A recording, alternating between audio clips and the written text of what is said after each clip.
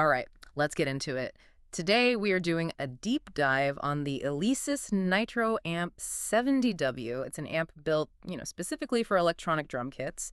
And when you start looking at the reviews and the specs, you kind of run into this weird contradiction almost immediately. Oh, totally. And I think our mission today is to really figure out, what's going on there. Does this thing actually deliver, or is it a case where the marketing just doesn't line up with the reality? Exactly. And we're really talking to you if you're a beginner or a hobbyist with one of those Alesis Nitro kits. Is this thing actually the convenient tool you need? Or is the trade-off just too much? Okay, so let's start with the biggest win, the thing everyone seems to agree on, like the physical design. They call it integrated. Is that just marketing speak, or does this tidy setup actually make a difference? No, it's not just jargon. It's a huge selling point. The amp is really compact. Right. And it's designed to literally mount right onto the drum rack. Think about what that gets rid of. No extra stands, no mess of wires all over the floor. Exactly. No need to find a whole separate spot for your monitor. Yeah. For anyone practicing at home, especially in like a small apartment or bedroom, that is a massive deal. Yeah, and it just makes practice nicer, Instead of having your head stuck in headphones all the time, which, let's be honest, can get really tiring after 20 minutes. It lowers that friction to just getting started. And for a new player, that's everything. Okay, but a tidy setup means nothing if it sounds awful. And the sources seem to agree the audio is surprisingly clear.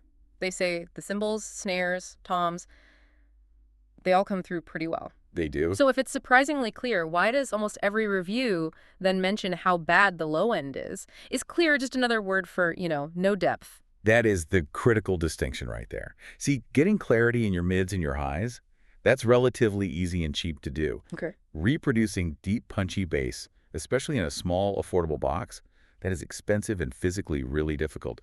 The speaker in this thing is only 3 inches. Ah, okay.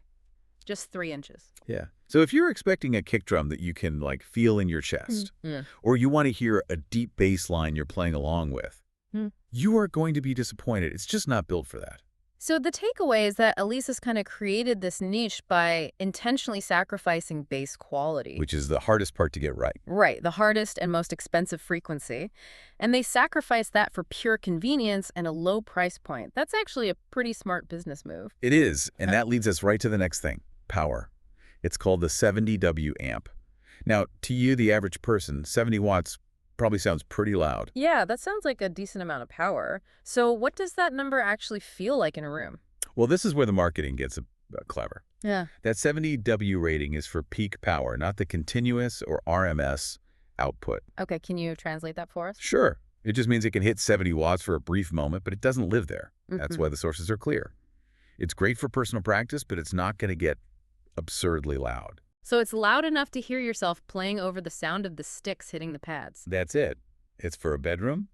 It's not for garage band practice, and it's definitely not for a live show.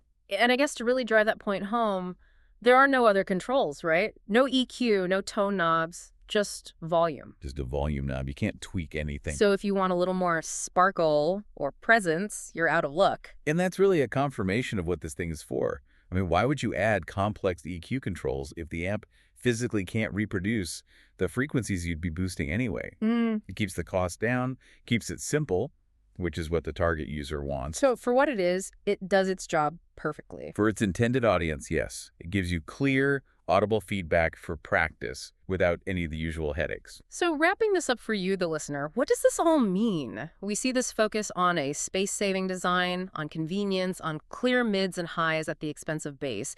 Does this suggest a bigger trend in how electronic drum gear is being designed? Is the market kind of shifting away from full frequency sound and more toward just ease of use and a small footprint? Yeah, it feels like the question isn't just, is this a good amp anymore? No, the question is it the right compromise for your space in your life?